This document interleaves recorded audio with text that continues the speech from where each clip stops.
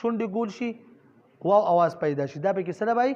غلطي ده ټیک شو جی یا دا مرقق ویل شي غین دا هم غلطي ده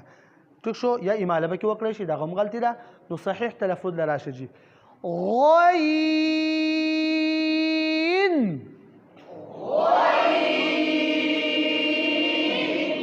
ټیک شو جی پاخوازو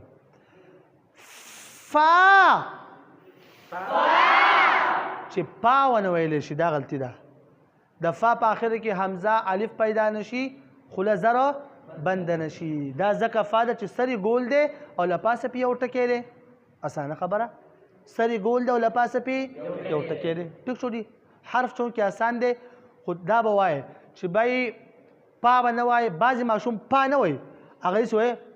فا ما ته وګورئ شونډې پې لپاسه فا دا غلطي مونږ کتلی دي پا دا هم غلطي ده لہذا ماشوم ته صفا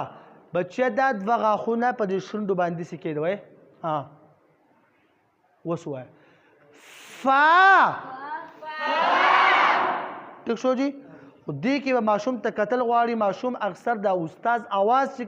نقل کوي نو دا ماشوم د فا په ځای ثا وایي دا یاد ساتئ انشاءالله کلاس ته کښېنئ پته ورته ولګي د فا په ځای څه وایي لہذا د ماشوم خوله به سین کول غواړي ښه وشو جی وزن څنګه شو فا قاف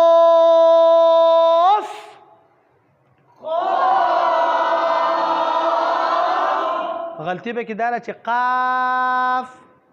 قاف په اخر کې پا پیدا شي قاف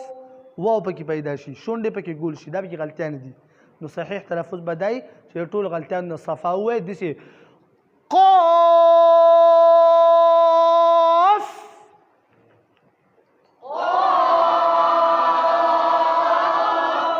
سری ګول دی او لپاسه په دوه ټکي دي ټیک شو جی کاف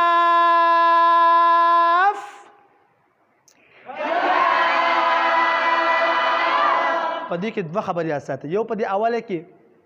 دا وای دا لازمی دی په کاف کې ښه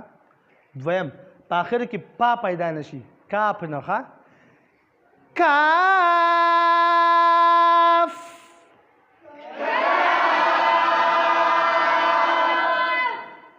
دې کې دا په منځ کې دا لیکلی شي دا د کاف په منځ کې داسې دا شکل لیکلی شي نو دا کاف دننه به کې کاف لیکلی ښه څه لیکلی دی کاف ځکه د لام او د کاف شکل یو بل ته نږدې دی چې فرق راشي د کاف او د لام په منځ کې ښه دا همزه نه ده بلکې دا به کې منځ کې